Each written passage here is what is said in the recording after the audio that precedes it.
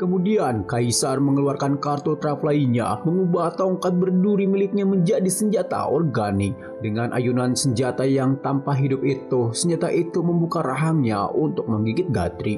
Namun, Yuziu dengan mudah menghancurkan senjata organik itu berkeping-keping hanya dengan ayunan tangannya. Tanpa memberi Kaisar ruang untuk bernapas, ia menghantamkan kakinya ke bawah untuk sebuah tendangan mematikan. Tendangan itu membuat Kaisar tersungkur di lantai. Sudah lama sejak Gatri terakhir kali bertarung jarak dekat, jadi ia kesulitan koordinasi. Namun demikian, kemampuannya yang berkarat sudah cukup untuk membuat Barbarian itu terdesak. Perbedaan kekuatan mereka seharusnya terlihat jelas oleh siapapun. Akan tetapi Kaisar tetap berdiri dan melawan bahkan dengan senjata yang hancur. Maniak pertempuran ini senang sekali bertarung melawan makhluk terkuat di planet ini. Sekalipun ia mati, ia tak akan pernah menyesal. Kebanyakan orang yang pernah menghadapi Yuziu di masa lalu pasti akan mundur atau bahkan tak mau mendekatinya sejak awal. Jadi ia mulai mengagumi Kaisar sekarang. Untuk menunjukkan rasa hormatnya, ia memutuskan untuk bermain-main dan membiarkan Barbarian itu menyaksikan kekuatan sejatinya, wujud yang ia gunakan untuk menaklukkan kegelapan itu sendiri. Dengan raungan yang semakin dalam, ia membuat seluruh area berhenti mendadak. Cabang-cabangnya yang melilit Kaisar mencekik tubuhnya dengan erat. Pejuang terhebat itu merasa takut akan kehadiran kekuatan spiritual yang tak terbatas. Menatap mata si bodoh itu, inilah cara Gatri untuk membunuh semua harapan yang tersisa dalam diri Kaisar. Ia tidak langsung menyelesaikan pertarungannya, meskipun ia terus memamerkan kekuatannya dengan membersihkan medan perang di hadapan Kaisar yang menyaksikannya. Akar dan cabang Gatri menyebar ke seluruh zona perang, dengan cepat memungut binatang-binatang Afrika tanpa daya. Mereka mencoba melawan, tetapi akar dan cabangnya terlalu kuat. Mereka tak terhindarkan. Begitu saja perang di Afrika berakhir dalam hitungan detik. Kembali ke Eropa, mereka telah mengembangkan semacam kekuatan mata-mata dari France untuk memastikan bahwa Gatri telah memulai penaklukan Afrika hanya beberapa hari setelah Australia. Dalam aliansi 10 bangsa, Uskup juga dapat merasakan fluktuasi kekuatan pohon mutan dari benua yang jauh. Gatri berdiri di puncak kekuatannya, di bawah langit yang diterangi cahaya bulan. Ia membuat Kaisar barbar menyaksikan para binatang Afrika menundukkan kepala dan tunduk kepada penguasa baru mereka. Ini adalah pertunjukan dominasi. Tak ada yang bisa melakukannya selain memanfaatkannya. Maka Gatri bertanya, apakah Kaisar barbar masih menyimpan hasrat untuk melawannya? Si biadab itu hanya bisa menggertakkan giginya dalam diam. Kau tidak bisa terus-menerus lolos begitu saja. Sambil menggenggam erat si barbar itu, Gatri bisa merasakan hasrat bertarung Kaisar memudar. Membunuhnya akan sia-sia. Maka ia pun pergi ke dimensi kehidupan. Sementara Gatri sibuk menambahkan petarung lain ke koleksinya, dimensi guntur tiba-tiba terbuka karena teralihkan. Ketiga antek binatang itu gagal bersiap menghadapi serangan diam-diam ganas dari binatang buas lainnya. Beruntung bagi mereka, rekan yang muncul dari dimensi guntur ada di sana untuk menyelamatkan mereka dari masalah. Diamond Cow telah mencapai tingkat transcendent keempat, mengubah tanduknya menjadi tanduk banteng berbentuk bulan sabit, memancarkan kekuatan guntur yang dahsyat. Salah satu jenderal Gatri lainnya naik level dengan pesat. Setelah menyelamatkan ketiga antek itu, Diamond Cow segera memberi hormat kepada tuannya. Namun karena ia datang terlambat dan perang telah berakhir, ia tidak memiliki siapapun untuk menguji kekuatan barunya setelah terobosan yang mengesankan itu. Dengan tanduk banteng sabit menjadi senjata utama dan lubang hitam gravitasi, ia telah menjadi kekuatan yang luar biasa. Berpaling ke samping, Gatri menugaskan QB untuk menggiring musuh-musuhnya yang kalah, bersedia bergabung dengan pihak mereka ke dimensi lainnya. Di bawah langit terang bulan, ia tak bisa berhenti memikirkan pohon laurel yang telah ditanamnya di bulan. Karena ia baru saja mendapatkan banyak waktu luang, sudah waktunya untuk mengamati dengan memperluas indranya ke bulan. Dalam waktu singkat, pohon laurel telah mencapai tingkat keempat. Akan tetapi, pertumbuhannya yang pesat merupakan kabar yang baik. Kembali di permukaan, Sparky mendatangi bos besar untuk melaporkan korban mereka sekitar 10% dari pasukan mereka. Tetapi mereka juga berhasil menangkap 8 kekuatan Afrika hidup-hidup, membungkus mereka dalam es. Jumlah itu membuat Guthrie khawatir. Di awal perang, ia merasakan 9 kekuatan maju dengan susah payah, memanjangkan cabangnya ke bagian tersembunyi medan perang. Ia dengan cepat menemukan sisa kekuatan mereka yang belum tertangkap. Ular pengecut yang bermutasi dan terbang tinggi itu segera mulai merengek minta diselamatkan. Meskipun ia memiliki beberapa racun paling mematikan di dunia, tak hanya itu, sisiknya juga dapat menyatu dengan ruang, secara efektif menyembunyikan auranya. Guthrie segera melemparkan ular itu ke dimensi kehidupan sambil mengingat-ingat untuk memeriksa binatang beracun itu nanti. Sparky ditugaskan untuk mengirimkan saripati kehidupan kepada yang terluka saat mereka memasuki fase istirahat dan pemulihan. Selanjutnya adalah menghabiskan jutaan poin evolusi yang telah dikumpulkan Guthrie. Flying Leaf Blade adalah satu jurus ofensif utama, harus digunakan terlebih dahulu. Untuk mencapai level kelima, ia harus menghabiskan 10 juta poin evolusi. Segera setelah peningkatan dikonfirmasi, kekuatan dan ketajaman mengalir ke tubuhnya. Bersemangat untuk mencobanya, ia mengayunkan sulur-sulurnya dan menghasilkan ledakan kekuatan yang mengerikan. Pedang daun terbang berbentuk potongan melintang melesat ke langit. Saking kuatnya udara di area itu pun tersedot ke dalamnya. Guthrie menyaksikan dengan kaget saat serangan ujinya menembus atmosfer dan terbang ke angkasa luas tanpa henti. Sistem mengganti nama teknik menjadi pedang pembelah langit, membuka 1% pemahaman jalur vanguard.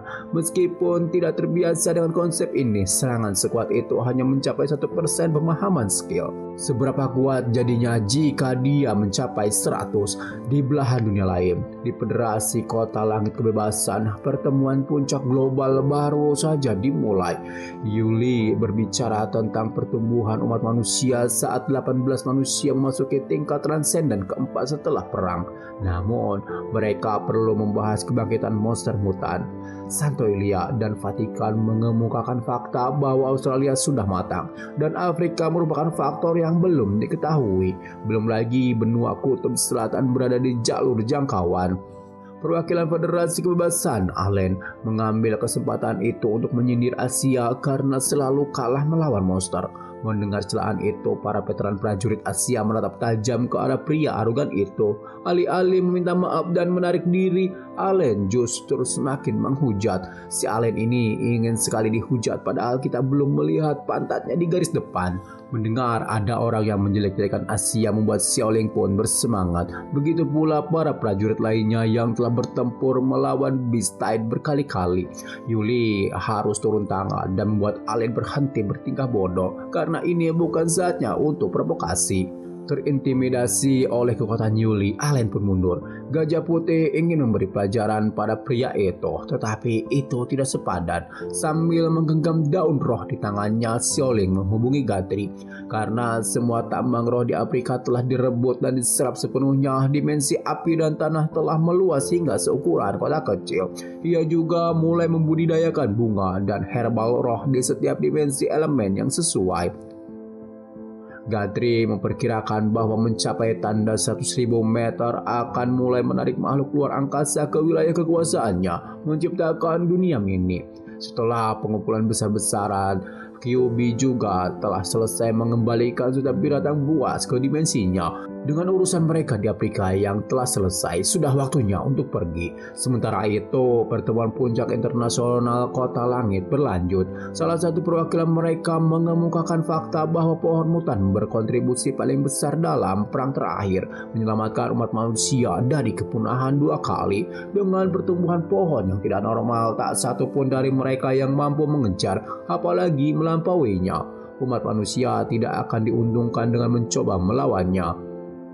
Lebih lanjut, pohon mutan telah mengambil alih 3 kota di Huasia dan tidak pernah menyakiti warganya. Selama umat manusia tidak berperang dengan bodoh, mereka seharusnya baik-baik saja. Saat itulah Alan datang untuk mengoceh tentang perwakilan lain yang terlalu takut pada pohon mutan. Xiaoling menantang pria arogan itu untuk menantang pohon mutan, tetapi ia sebenarnya ingin mencari masalah. Frustasi dan terlalu bodoh untuk memikirkan jawaban yang cerdas, Alan menggeretakkan giginya. Untungnya perwakilan yang lebih bijaksana berbicara mendukung perdamaian, karena mereka tidak mampu mengorbankan nyawa orang tak berdosa ketika mereka bahkan tidak memiliki harapan untuk menang. Santo itu setuju ketika warga dunia mulai menerima gagasan bahwa pohon mutan adalah penyelamat mereka. Yuli menyelesaikan perjanjian agar umat manusia menjauh dari urusan pohon mutan. Pada saat yang sama ia merasakan sentakan kengerian melanda pikirannya. Para prajurit yang lebih waspada di aula konfederasi pasti juga merasakannya. Menepis perasaan itu, Yuli melanjutkan pertemuannya di salah satu gedung industri kota langit. Sebuah celah dimensi tiba-tiba terbuka entah dari mana.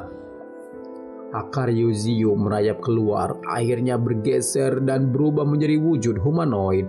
Ia melompat keluar gedung, membuat semua orang di dekatnya menyadari kehadirannya. Dari atas, ia menghirup pemandangan negara dengan teknologi tercanggih di dunia. Kota itu terbuat dari baja yang bisa digunakan sebagai benteng perang yang menakutkan.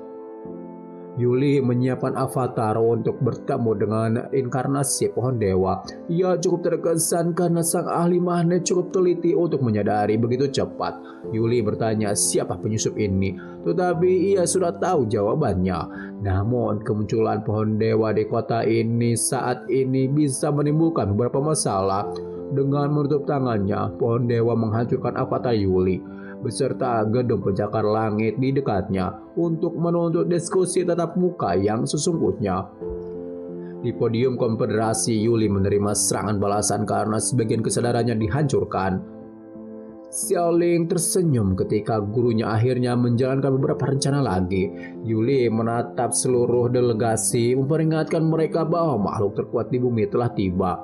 Pohon dewa menginjakkan kaki di gedung yang hancur, terus mengamati pemandangan cakrawala kota sambil mengotak-ngatik dan memuntahkan darah. Ia memperingatkan para delegasi tentang apa yang sedang terjadi. Seluruh ruangan langsung ketakutan, khawatir monster itu datang untuk mengambil alih benteng kota langit.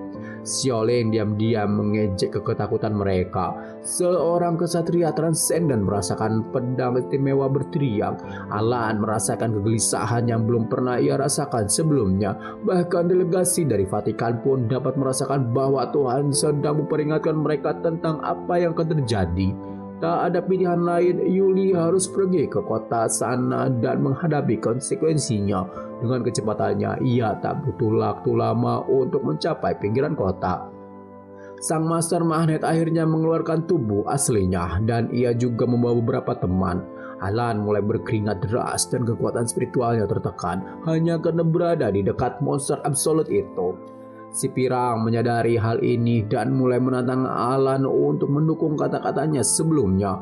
Gatri meyakinkan semua orang bahwa ia tidak datang jauh-jauh ke sini untuk mencari masalah. Ia datang secara pribadi untuk mengundang Yuli bergabung dengannya. Semua orang tentu saja terkejut. Si Pirang tahu ia bukan orang yang diundang, tetapi bahkan ia pun tergoda. Jika Yuli menerima, Gatri secara pribadi akan membantunya menembus Ordo Transenden kelima. Ordo kelima adalah ranah yang belum pernah disentuh manusia. Si Pirang semakin tergoda. Karena berhati-hati dengan kemungkinan kesepakatan itu, Yuli bertanya mengapa ia dipilih secara khusus. Mengabaikan pertanyaan itu, pohon dewa merasa jengkel karena manusia-manusia ini terbang di atasnya dan memaksanya untuk melihat ke atas. Jadi ia menjatuhkan mereka di bawah ketinggian matanya dengan menggunakan aura murni. Itu bukan teknik yang tepat, hanya menunjukkan perbedaan kekuatan spiritual mereka. Tidak mengherankan agen rahasia pohon dewa yang hadir tidak terpengaruh oleh tekanan spiritual tersebut.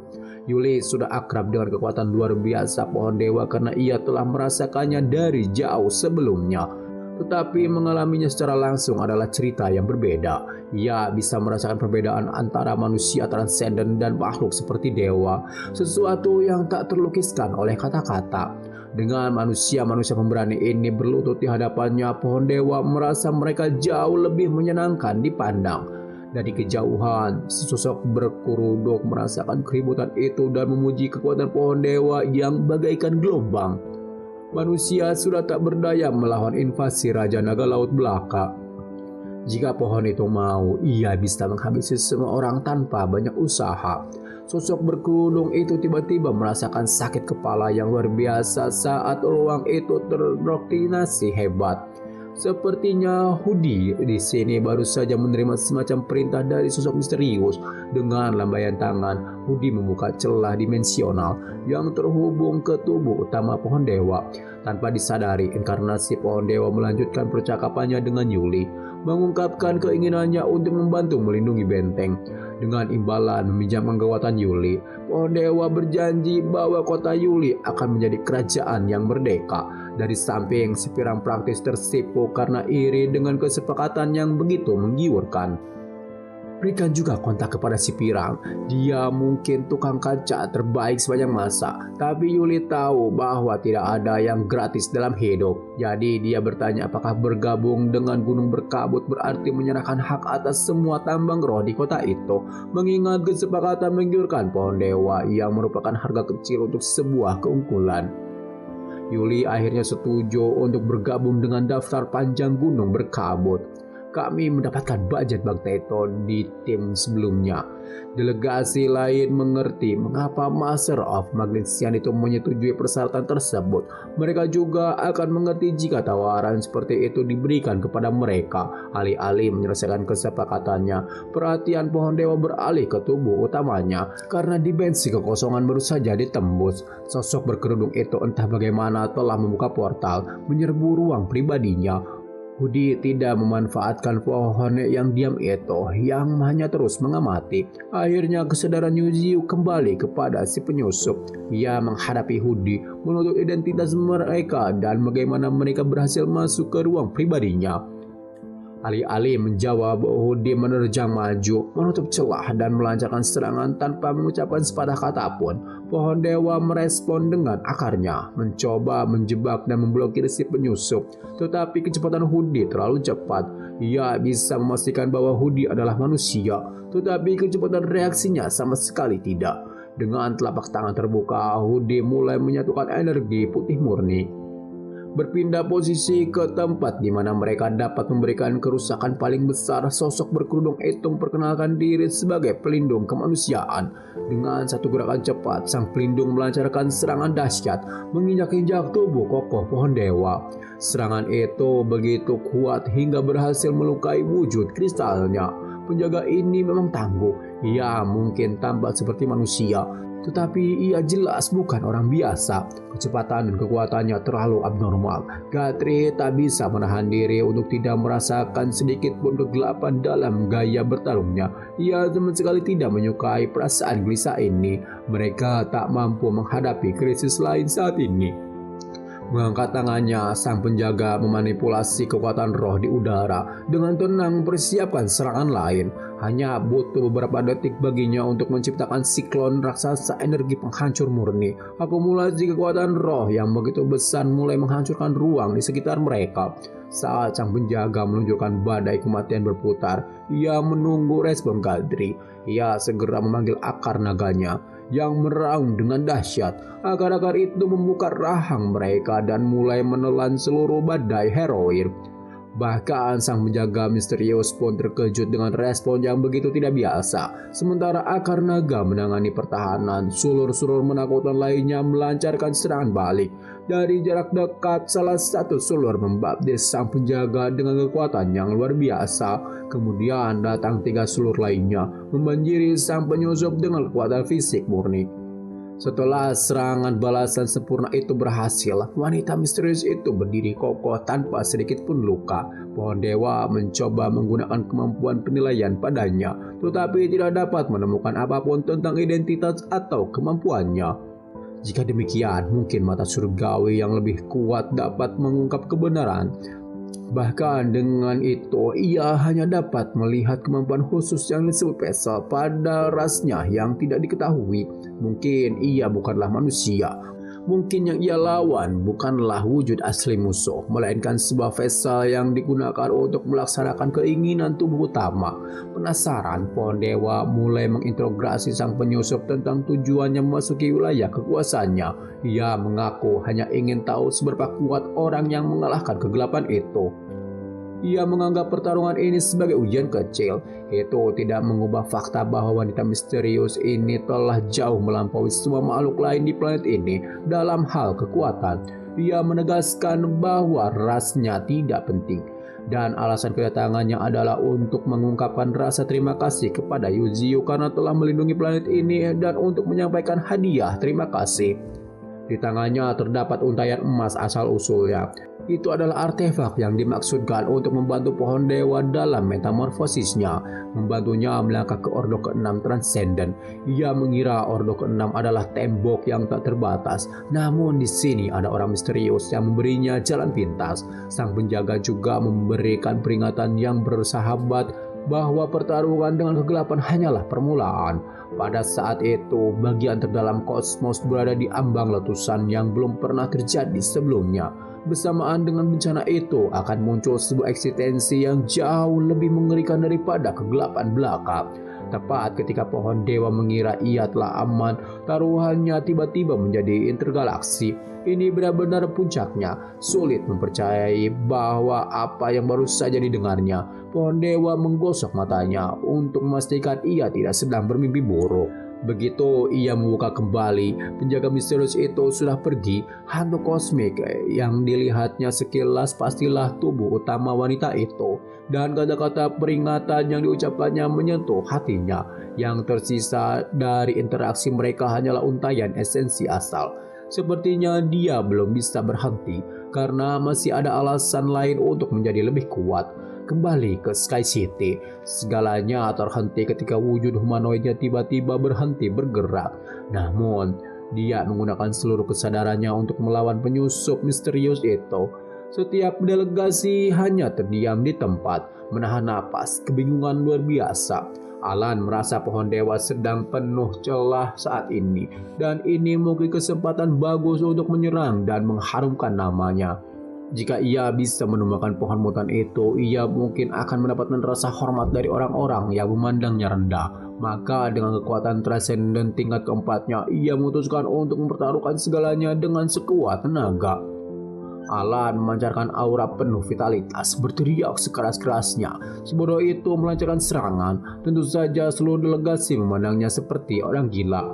Alan tidak peduli, ia akan menyerbu, dan ia tidak peduli jika ada yang terjebak dalam baku tembak. Dengan kekuatan tenaga, Alan menyerang. Xiaoling hanya menonton dari pinggir lapangan, membiarkan si bodoh itu menggali kuburnya. Aura hijau Alan akhirnya menyatu dengan cakar yang menakutkan. Ia begitu menginginkan rasa hormat dan pengakuan sehingga ia akan menggunakan taktik kotor seperti itu. Dengan satu serangan, kekuatan meledak, mengikis habis puncak menara. Ia mungkin orang gila yang berusaha meraih ketenaran, tetapi kekuatan seorang transenden tingkat keempat tak terbantahkan. Para delegasi termasuk Yuli harus menangkis dampak dari kedekatan mereka. Debu akhirnya mulai mengendap, memperlihatkan pemandangan yang menakjubkan. Semua orang menyaksikan Alan tertusuk akar-akar, nyawanya meninggalkan tubuh fananya dalam sekejap. Pohon dewa baru saja kembali setelah berurusan dengan seorang penjaga, dan dengan acuh tak acuh meminta maaf karena terdiam sesaat. Ia melemparkan mayat Alan seperti sampah, menganggap orang bodoh itu pantas mati. Sekarang saatnya bagi Yuli untuk menyelesaikan penyatuan kekuatan. Pohon dewa membuka salah satu dimensinya, memancarkan vitalitas yang luar biasa. Topeng emas bertanya kepada Yuli apakah ia benar-benar bersedia mengkhianati manusia padahal ia adalah pendukung terbesar persatuan. Tetapi Yuli mengerti bahwa jika umat manusia ingin bertahan hidup, mereka harus selalu mencari jalan keluar baru. Ini jalan keluarnya. Tanpa ragu sedikit pun ia memasuki celah dimensional. Setelah urusannya di kota langit selesai, pohon dewa membuka celah lain di angkasa untuk pulang. Sepanjang proses itu, ia bahkan tidak melihat ke arah manusia transenden lainnya, menganggap mereka remeh. Celah yang ia buat terhubung langsung ke bulan. Dengan kesadaran pohon dewa kembali ke tubuh utamanya, memanfaatkan kemampuannya untuk memanipulasi ruang, perjalanan ke bulan menjadi sangat mudah. Di sana, pohon lauler akhirnya bisa bertemu sang guru yang pertama kali sejak ia menjadi bibit.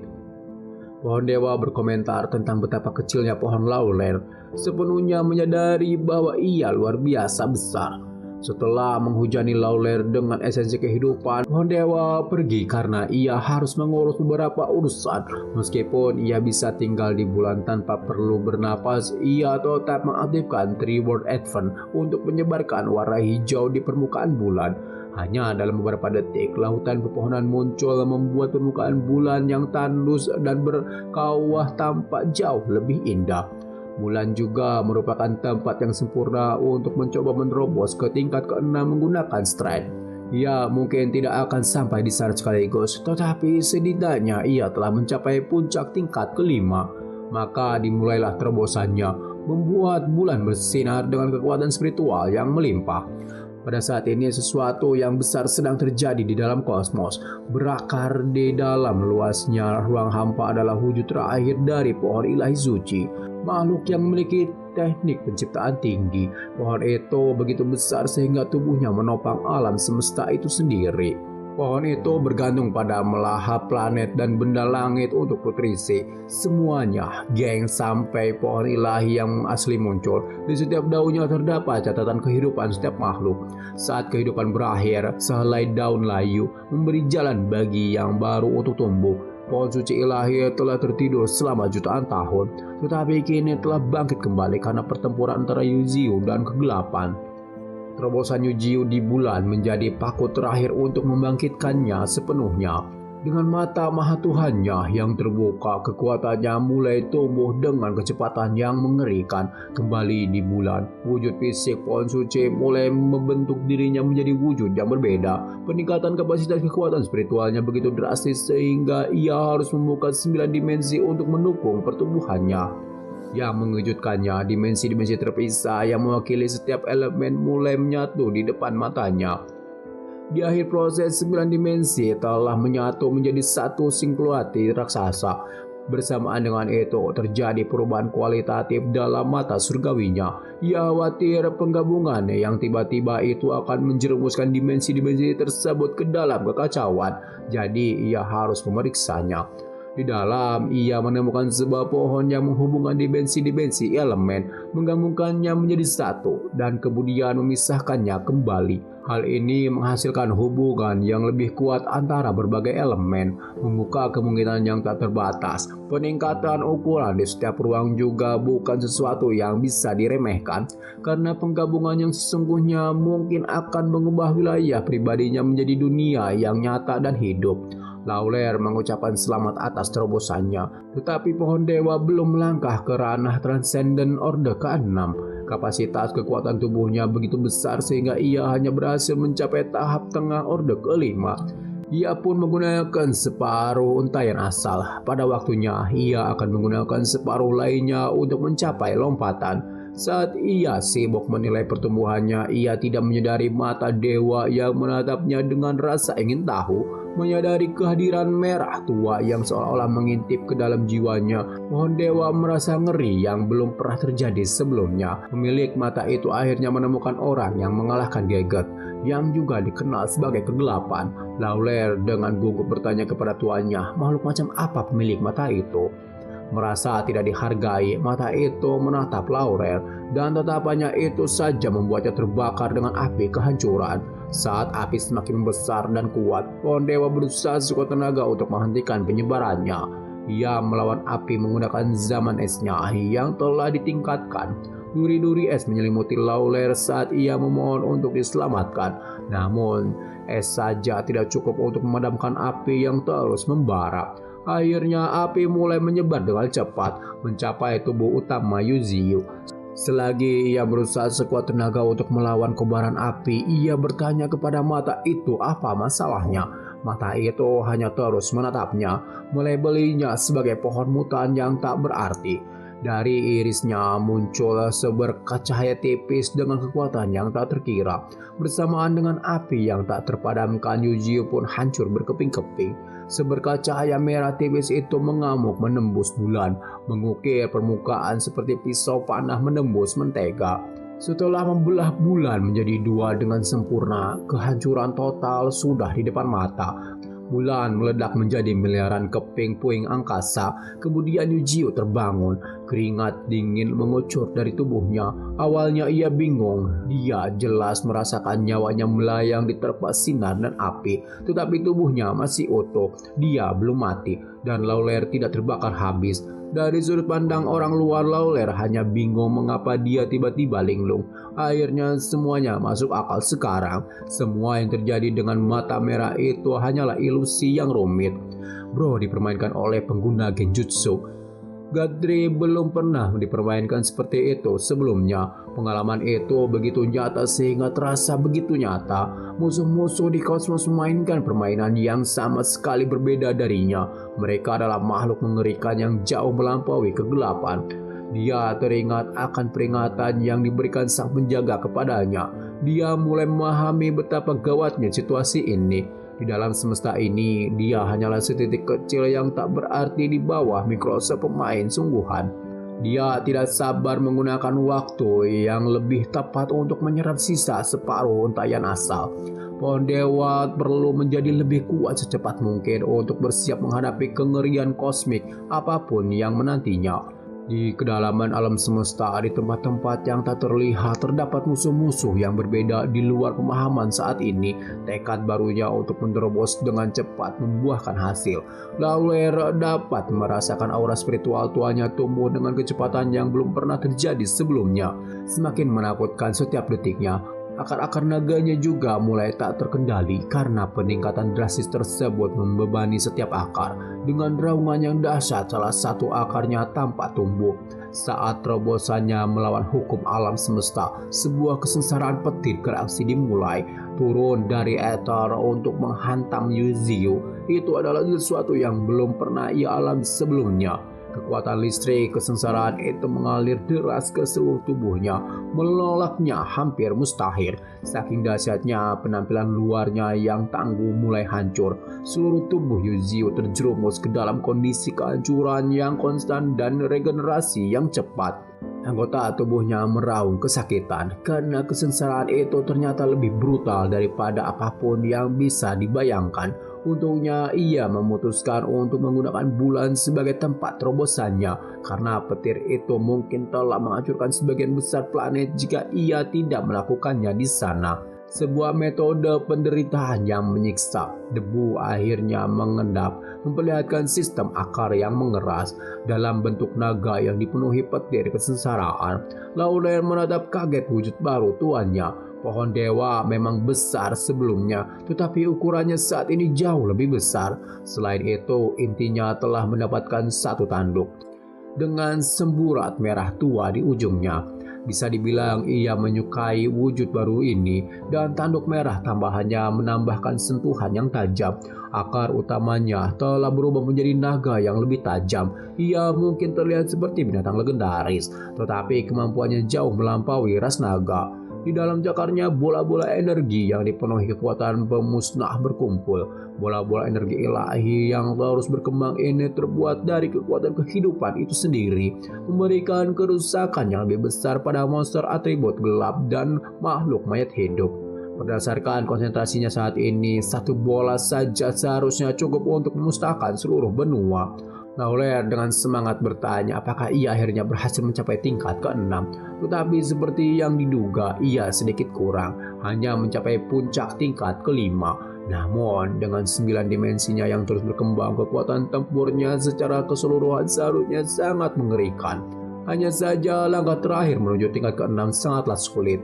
Ketika ia kembali ke bumi, ia perlu menemukan penjaga itu lagi untuk mendapatkan kejelasan mengenai situasi di kosmik. Ada juga masalah planet yang ia temukan di kehambaan sebelumnya. Wilayah alien itu seharusnya layak diselidiki. Sedangkan untuk Lawler, tubuh abadinya seharusnya cukup untuk menggantikannya sebagai pohon ilahi bumi jika ia perlu melakukan perjalanan ke wilayah yang jauh. Tetapi sebelum itu, ia perlu mengkonsolidasikan kekuatan-kekuatan di bumi dan terus merekrut rekan-rekan baru. Dengan menggunakan rute hampa miliknya, perjalanan antar bintang ke bulan dan kembali seharusnya tidak menjadi masalah. Soal udaranya masih sangat tipis saat ini, tetapi para jenderal binatang buasnya seharusnya tidak kesulitan bernapas di sini. Namun, untuk dijaga-jaga, ia membangun kubah dunia ilusi yang menutupi lautan pepohonan dan seharusnya membuat masalah udara tidak terlalu umum. Masalah lainnya adalah gravitasi, karena ia tidak bisa bertindak berlebihan dan mempengaruhi hubungan gravitasi antara bumi dan bulan. Ia adalah masalah yang harus dipecahkan oleh Diamond Cow, karena orang itu memiliki pemahaman yang lebih baik tentang gravitasi daripada siapapun.